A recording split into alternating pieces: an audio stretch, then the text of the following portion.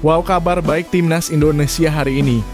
Jelang kick-off lawan Myanmar, fans Garuda dapat kabar mengejutkan dari Mauro Zylstra. Kira-kira kabar apakah itu? Nah, gini dong baru mantap. Ini dia alasan fans Garuda harus yakin timnas Indonesia bisa kalahkan Myanmar. Fans Garuda harus dengarkan alasan salah satu fans cantik ini yang yakin timnas Indonesia bisa kalahkan Myanmar. Sangat perlu diapresiasi si ini. Alasan mengharukan Calvin Verdon mau bela timnas Indonesia. Ini dia alasan Calvin Verdon yang pasti bikin kalian terharu mendengarnya. Kabar mengejutkan datang dari Justin Hubner di tengah persiapan Piala AFF 2024. Ini alasan tersembunyi Justin Hubner ingin tinggalkan Wolves. Kira-kira apa ya alasan tersembunyi Justin Hubner tersebut? Yuk saksikan beritanya hingga selesai.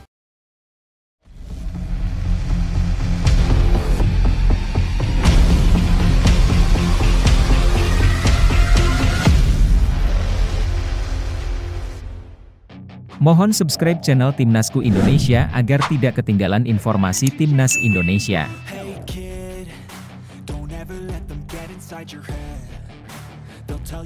Fans Garuda yakin timnas Indonesia bisa taklukkan Myanmar. Semangat dan optimisme menggelora di hati para supporter Garuda jelang laga perdana timnas Indonesia melawan Myanmar dalam ajang Piala AFF 2024. Salah satunya datang dari Mayang Amoy, seorang supporter cantik asal kota Bandung, yang yakin bahwa skuad muda Indonesia mampu mencuri kemenangan di Stadion Tuhuna, Yangon, Senin 9 Desember 2024. Meski dihadapkan pada tantangan bermain tandang dan hanya mengandalkan pemain U22, Mayang menilai bahwa timnas Indonesia memiliki potensi besar untuk mencetak hasil positif. Kalau melihat rekor pertemuan sebelumnya, timnas Indonesia memang lebih unggul dari Myanmar. Selain itu, performa tim kita saat ini sedang dalam tren positif, ujar Mayang penuh percaya diri. Mayang juga memuji peran besar pelatih Shin Tae-yong yang dinilai sukses mengangkat kualitas permainan timnas Indonesia dalam beberapa tahun terakhir. Di bawah asuhan pelatih asal Korea Selatan itu, Garuda Muda telah menunjukkan kemampuan luar biasa, baik di level junior maupun senior. Walaupun pemain yang tampil di Piala AFF ini berbeda dengan tim senior yang berlaga di kualifikasi Piala Dunia 2026, saya tetap percaya dengan sentuhan tangan dingin Shin Tae-yong. Pola permainan dan mentalitas tim ini sudah jauh lebih baik, tambahnya. Optimisme Mayang tak lepas dari fakta bahwa Indonesia memiliki rekor head-to-head yang lebih baik dibanding Myanmar.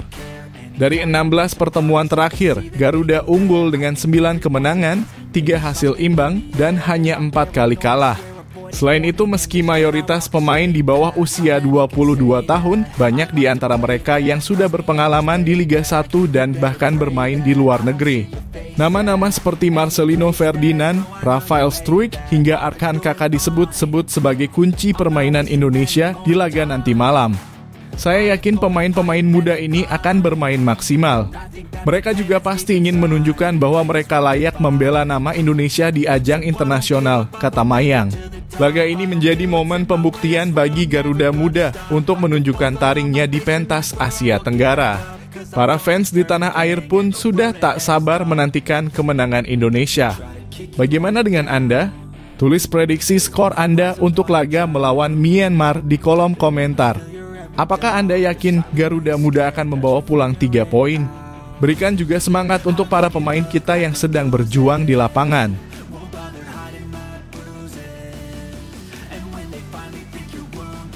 Alasan mengharukan Verdon mau bela timnas Indonesia. Timnas Indonesia tengah sibuk mempersiapkan diri untuk menghadapi Piala AFF 2024. Di mana pelatih Shin Tae-yong menitik beratkan pada regenerasi dengan memilih banyak pemain muda berbakat. Namun di tengah fokus tersebut, sebuah kabar mengejutkan datang dari Calvin Verdon, pemain keturunan Indonesia Belanda yang sudah mengemas 7 caps bersama skuad Garuda. Meski namanya tak masuk dalam daftar pemain untuk turnamen ini, bek kiri NEC Nijmegen tersebut tiba-tiba menjadi sorotan setelah mengungkap alasan mengejutkan di balik keputusannya memilih timnas Indonesia. Dalam sebuah podcast bersama Tom Hayen, Verdonk menjelaskan bahwa rasa bangga dan optimisme terhadap perkembangan sepak bola Indonesia menjadi motivasi utamanya. Saya langsung menjawab iya ketika tawaran membela timnas Indonesia datang. Tidak perlu berpikir panjang, ungkap Verdonk. Sepak bola di sana sedang berkembang pesat dan saya ingin menjadi bagian dari perjalanan itu. Bagi Verdonk, keputusan ini tidak diambil secara mendadak. Bahkan, jauh sebelum menerima panggilan dari PSSI, ia sudah memantau perjalanan Garuda dan menunjukkan dukungannya. Salah satu bukti nyata adalah unggahannya di media sosial pada 2018, di mana ia mengenakan jersey Timnas Indonesia era 2010-an. Foto tersebut yang belakangan ramai diperbincangkan menunjukkan bahwa kecintaannya terhadap Indonesia sudah terjalin cukup lama. Saya mengikuti apa yang sudah mereka capai dalam sejarah sepak bola. Ketika tawaran itu datang, saya tahu ini adalah kesempatan untuk memberikan kontribusi nyata, tambah pemain berusia 27 tahun tersebut. Pernyataan Verdonk ini tentunya mengundang beragam reaksi dari publik. Di satu sisi, banyak yang mengapresiasi komitmen dan niatnya untuk membela Indonesia, terutama di tengah persaingan ketat di Eredivisie. Di sisi lain, muncul pertanyaan tentang peran Verdonk ke depan, mengingat Shin Tae-yong kini lebih mengutamakan pemain muda dalam skuadnya. Meski saat ini Verdonk tak tampil di Piala AFF, kontribusinya masih sangat dinantikan dalam perjuangan timnas Indonesia di ronde ketiga kualifikasi Piala Dunia 2026. Pada Maret 2025 mendatang, Indonesia akan menghadapi tantangan berat melawan Australia dan Bahrain. Lantas, bagaimana menurut Anda? Apakah Calvin Verdonk masih menjadi bagian penting dari rencana besar Timnas Indonesia atau sebaiknya Shin Tae-yong tetap fokus pada regenerasi? Yuk, tuliskan pendapat Anda di kolom komentar.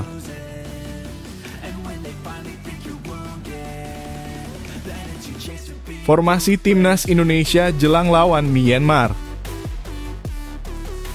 Timnas Indonesia akan memulai perjuangan mereka di Piala AFF 2024 dengan menghadapi Myanmar pada laga perdana Grup B yang digelar di Stadion Thuna, Yangon, Senin 9 Desember 2024.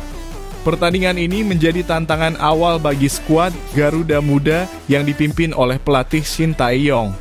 Pelatih asal Korea Selatan ini dikenal dengan pendekatannya yang fleksibel, namun sering mengandalkan formasi 3 back, baik saat memimpin timnas U20, U23, maupun tim senior. Shin Tae-yong mengungkapkan bahwa formasi 3-4-3 dan 3-5-2 menjadi pilihan favoritnya. Mungkin kami sering menggunakan formasi 3-4-3 atau 3-5-2. Tapi untuk pertandingan nanti, saya tidak bisa memberitahu formasi apa yang akan digunakan, ujar Shin Tae-yong dalam sesi konferensi pers jelang laga. Formasi 3 back memberi fleksibilitas dalam transisi permainan, memungkinkan pemain untuk cepat beradaptasi antara menyerang dan bertahan. Dengan 2 wingback yang aktif, formasi ini memaksimalkan serangan dari sisi lapangan sekaligus memperkuat pertahanan ketika tim lawan melakukan serangan balik. Namun formasi ini juga memiliki tantangan, terutama dalam menghadapi tim yang bermain dengan serangan cepat dan agresif seperti Myanmar. Jika koordinasi pertahanan kurang solid, formasi ini bisa menjadi celah yang dimanfaatkan lawan. Shin Tae-yong enggan membeberkan secara detail taktik yang akan diterapkan melawan Myanmar. Meski begitu, ia menegaskan bahwa fokus utama di Piala AFF kali ini adalah memberikan pengalaman kepada para pemain muda. Dari 24 pemain yang dibawa ke Myanmar, mayoritas berusia di bawah 22 tahun, dengan hanya Asnawi Mangkualam yang berusia di atas 23 tahun. Target kami di turnamen ini adalah memberikan pengalaman kepada pemain muda. Saya ingin mereka tetap bermain maksimal, bekerja keras, dan terus berkembang, jelas Shin Tae-yong.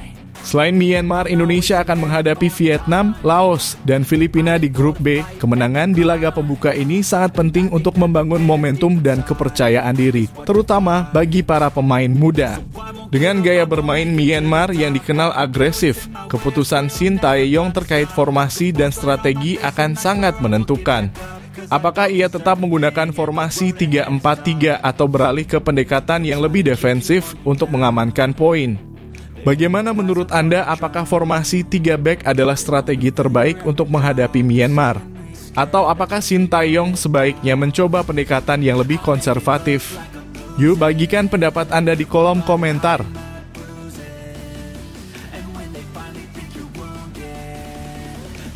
Satu hal yang buat Shin Tae-yong dan Muhammad Ferrari nilai timnas Indonesia akan sulit lawan Myanmar.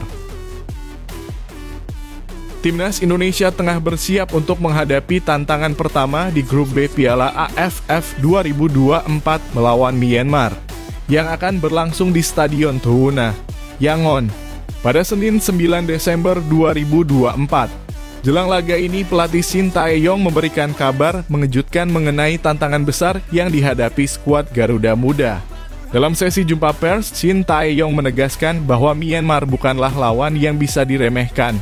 Salah satu faktor yang membuat laga ini sulit adalah komposisi skuad Myanmar yang diperkuat oleh pemain-pemain senior berpengalaman. Sebaliknya, timnas Indonesia justru mengandalkan mayoritas pemain muda di bawah usia 22 tahun dengan hanya satu pemain senior, Asnawi Mangkualam, dalam daftar pemain. Kami datang ke Myanmar untuk laga pertama yang akan sangat sulit. Myanmar menggunakan pemain-pemain senior, sementara kami membawa banyak pemain muda, ungkap Shin Tae-yong. Meski demikian, pelatih asal Korea Selatan itu tidak gentar. Ia menjelaskan bahwa turnamen ini akan menjadi ajang untuk memberikan pengalaman berharga bagi para pemain muda. ASEAN Cup 2024 dijadikan persiapan menuju SEA Games 2025 dan kualifikasi Piala Asia U2030 2026, di mana pemain-pemain ini akan menjadi andalan. Menurut Shin Tae-yong, pengalaman adalah kunci yang ingin ia bangun melalui turnamen ini. Kami berharap turnamen ini bisa membawa banyak bekal positif untuk persiapan di ajang-ajang besar tahun depan, katanya. Muhammad Ferrari, salah satu bek muda di skuad Garuda, juga sependapat bahwa laga melawan Myanmar akan menjadi ujian berat. Myanmar mengandalkan pemain senior, sementara kami banyak pemain muda di bawah usia 22 tahun. Kami harus bekerja keras untuk mendapatkan hasil maksimal, ujarnya. Dengan pemain muda yang minim pengalaman internasional, fokus Shin Tae-yong adalah memperkuat mental dan kerja sama tim.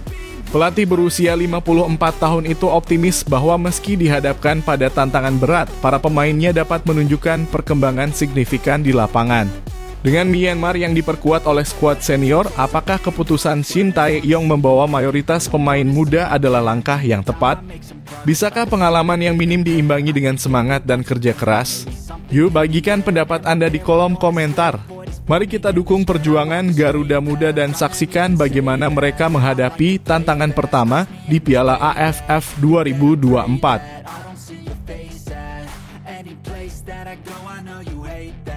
Ferrari, keberatan timnas Indonesia Piala AFF dianggap kelas 2.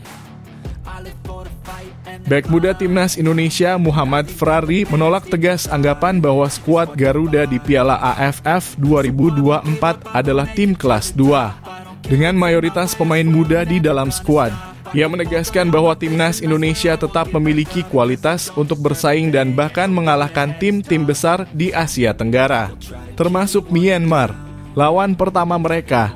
Ferrari, yang juga merupakan pilar penting Persija Jakarta, berbicara lantang dalam konferensi pers jelang laga pembuka grup B. Kalau ada yang menganggap kami tim B, menurut saya itu kurang tepat. Banyak pemain kami bermain di Liga 1 dan mendapatkan menit bermain yang cukup banyak, ujarnya. Meskipun rata-rata usia pemain di bawah 22 tahun, Ferrari menyoroti pengalaman luar biasa yang dimiliki beberapa rekannya. Marcelino Ferdinand dan Rafael Struijk misalnya, mereka sudah punya pengalaman bermain di Eropa. Itu menjadi hal penting bagi kami semua, karena kami bisa belajar dan terus berkembang bersama, katanya. Pelatih Shin Tae-yong memang sengaja mengandalkan pemain muda seperti Arhan Kaka, Sultan Zaki, dan Kader Arel untuk ajang ini. Selain sebagai persiapan menuju SEA Games 2025 dan kualifikasi Piala Asia U2030 2026, pelatih asal Korea Selatan ini ingin menunjukkan bahwa regenerasi dalam sepak bola Indonesia berjalan baik. Ferrari menyadari tantangan berat yang akan dihadapi melawan Myanmar yang menurunkan banyak pemain senior. Namun, ia menolak untuk merasa inferior. Pertandingan besok tidak akan mudah karena Myanmar adalah tim bagus. Namun kami tetap optimistis bisa meraih hasil positif. Kami harus bersatu dan bekerja keras untuk itu, tegasnya.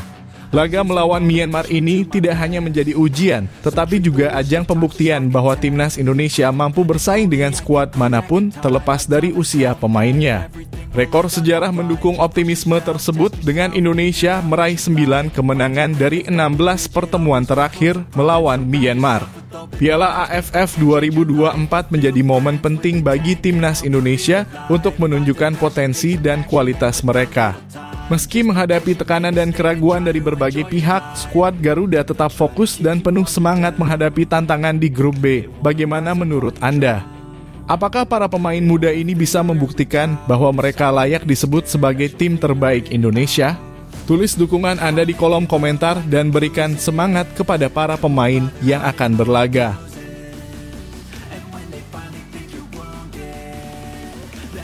Di tengah persiapan timnas Indonesia di Piala AFF, Mauro Zijlstra bikin sensasi di Belanda.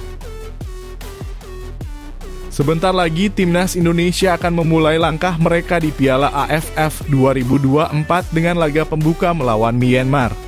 Dukungan dari masyarakat begitu besar, berharap tim kebanggaan dapat membawa hasil gemilang. Namun di tengah hiruk-pikuk persiapan skuad Garuda, perhatian sebagian penggemar justru tertuju pada sosok Mauro Zijlstra, pemain muda berbakat yang mencuri perhatian di Belanda. Mauro Zijlstra, penyerang berusia 20 tahun, terus menunjukkan performa mengesankan bersama FC Volendam U21. Dalam beberapa bulan terakhir, namanya menjadi perbincangan hangat, terutama karena keinginannya untuk membela timnas Indonesia. Dengan darah Indonesia yang mengalir dari sang ibu, Mauro telah menyatakan komitmennya untuk menjadi bagian dari skuad Garuda. Meski demikian, proses naturalisasi Zijlstra belum menemui titik terang. Sejak menyerahkan berkas-berkasnya pada September lalu, striker muda ini masih menunggu kabar dari PSSI. Bahkan Ketua Umum PSSI Erick Thohir menyebut fokus utama saat ini adalah memproses naturalisasi oleh Romani, penyerang lain yang dinilai dapat segera memperkuat lini depan Indonesia. Sementara menanti, Mauro tidak tinggal diam. Dalam pertandingan terakhir bersama Volendam U21 melawan Willem II U21, Mauro tampil gemilang. Memasuki lapangan sebagai kapten tim, ia mencetak gol pembuka di menit ke-7 melalui penyelesaian yang tenang dan terukur. Aksinya tidak berhenti di sana, Mauro menjadi ancaman konstan bagi pertahanan lawan, meskipun gagal menambah gol hingga ditarik keluar pada menit ke-79. Performa apik Mauro di Belanda ini membuat banyak pihak mulai bertanya-tanya, apakah Indonesia perlu mempercepat proses naturalisasinya? Dengan lini depan timnas yang kerap menjadi sorotan, kehadiran Mauro tentu akan memberikan opsi segar dan menambah daya gedor skuad Garuda di masa depan. Namun, keputusan tentu bukan hal yang mudah.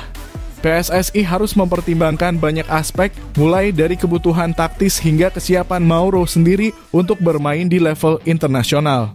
Di sisi lain, penampilan Mauro yang konsisten bersama Volendam U21 menjadi bukti bahwa dirinya layak untuk diperhitungkan. Bagaimana menurut Anda? Apakah Mauro Zijlstra sudah menjadi kebutuhan mendesak bagi timnas Indonesia atau sebaiknya dia diberi waktu untuk berkembang lebih jauh di Belanda sebelum dipanggil? Yuk, tuliskan pendapat Anda di kolom komentar.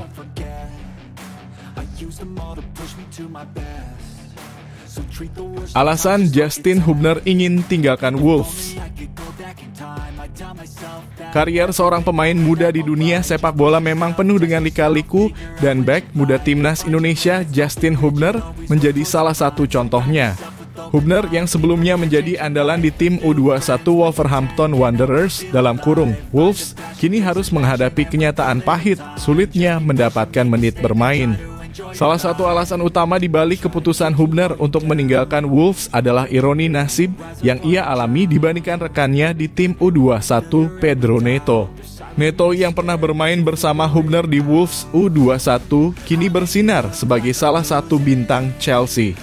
Pemain asal Portugal itu berhasil menunjukkan performa impresif hingga membuat Chelsea rela menebusnya dengan nilai transfer fantastis sebesar 51,3 juta di awal musim.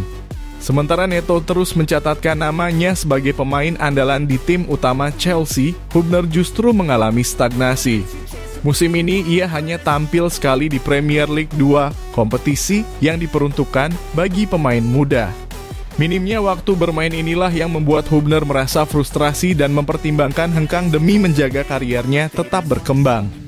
Melalui unggahan di akun Instagram pribadinya, Hubner mengungkapkan rasa kecewa yang mendalam. Ia menyebut bahwa sistem di Wolves tidak memberikan kesempatan bagi pemain muda sepertinya untuk unjuk gigi. Banyak orang bertanya mengapa saya tidak bermain di sini. Bek terbaik di sini tidak punya kesempatan bermain, tulisnya. Pernyataan ini mencerminkan kegundahan Hubner terhadap lingkungan Wolves yang ia nilai tidak mendukung perkembangan pemain muda. Padahal menurutnya menit bermain sangat penting untuk meningkatkan pengalaman dan kemampuan seorang pemain. Perbedaan nasib antara Hubner dan Neto semakin menyoroti pentingnya lingkungan yang mendukung bagi pemain muda. Neto berhasil berkembang pesat di Wolves, mendapatkan perhatian klub-klub besar hingga akhirnya bersinar bersama Chelsea. Sebaliknya, Hubner merasa terjebak tanpa kesempatan yang cukup untuk menunjukkan potensinya. Namun, bukan berarti perjalanan Hubner berakhir. Di Timnas Indonesia, ia tetap menjadi pilihan utama pelatih Shin Tae-yong meskipun tantangan tetap ada. Hubner baru-baru ini mendapatkan kartu merah saat melawan Arab Saudi pada kualifikasi Piala Dunia 2026 yang membuatnya harus absen di laga penting melawan Australia dan Bahrain. Keputusan Hubner untuk meninggalkan Wolves bisa menjadi langkah awal menuju karier yang lebih cerah. Banyak klub yang mungkin siap memberikan kesempatan bermain yang lebih banyak untuknya. Sementara itu, Pedro Neto menjadi contoh nyata bahwa dukungan dan kesempatan dari klub sangat berpengaruh terhadap perkembangan pemain muda. Bagaimana menurut Anda? Apakah keputusan Justin Hubner untuk meninggalkan Wolves adalah langkah tepat? Tulis prediksi Anda tentang masa depan Hubner di kolom komentar dan jangan lupa berikan dukungan untuk kariernya ke depan.